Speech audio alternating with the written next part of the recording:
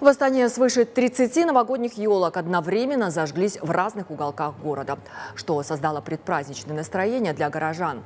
25-метровые новогодние елки зажглись на парковке стадиона Астана-Арена и на площади монумента Казак-Еле. Ну и, конечно, в Центральном парке района Нура. Посмотреть предновогодние мероприятия пришло свыше 15 тысяч человек, в том числе и наши корреспонденты.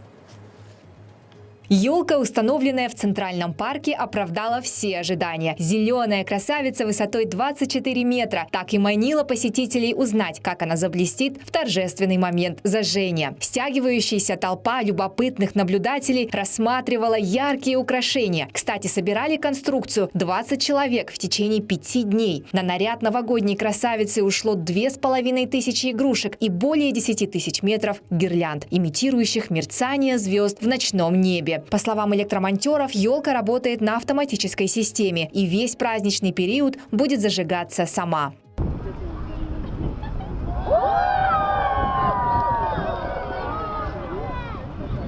Последние секунды до зажжения – особый момент. Причем не только для детей. Желания, сказки и волшебства заставляют взрослых, как в детстве, тоже окунуться в новогоднюю атмосферу. Мы первый раз такое вообще видим, вот, чтобы елка прям при нас зажигалась. Вот, красиво в этом году, как всегда, с каждым годом все лучше и лучше. Да? Мне в этом году прям очень понравилось, прям вау. Когда зажглась, это прям такие эмоции сейчас дало. Новогоднее. Как сразу, 2025 год уже.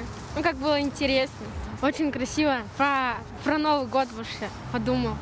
Мне очень нравится эта елка. В глазах своих детей мы увидели радость, восхищение, знаете, какое-то волшебство.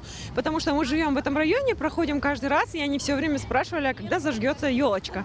С зажжением городских елок открылись и зимние городки с катками и горками. На всех локациях установлены малые архитектурные формы, фотозоны и другие инсталляции, радующие глаз. Жители всех возрастов однозначно остались под большим впечатлением.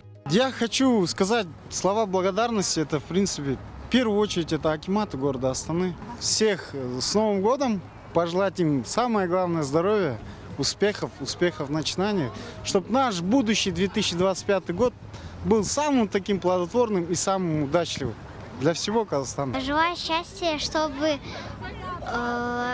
Новый год прошел круто,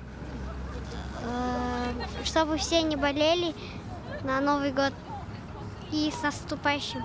Огни на новогодних локациях будут зажигаться ежедневно с закатом солнца и до 8 утра вместе с опорным освещением. Праздничные площадки будут функционировать до середины января, так что успеть провести приятные вечера у праздничных елок можно будет вплоть до Старого Нового года. Ботагос Марабаева, Марат Бейсов, Атамикен Бизнес.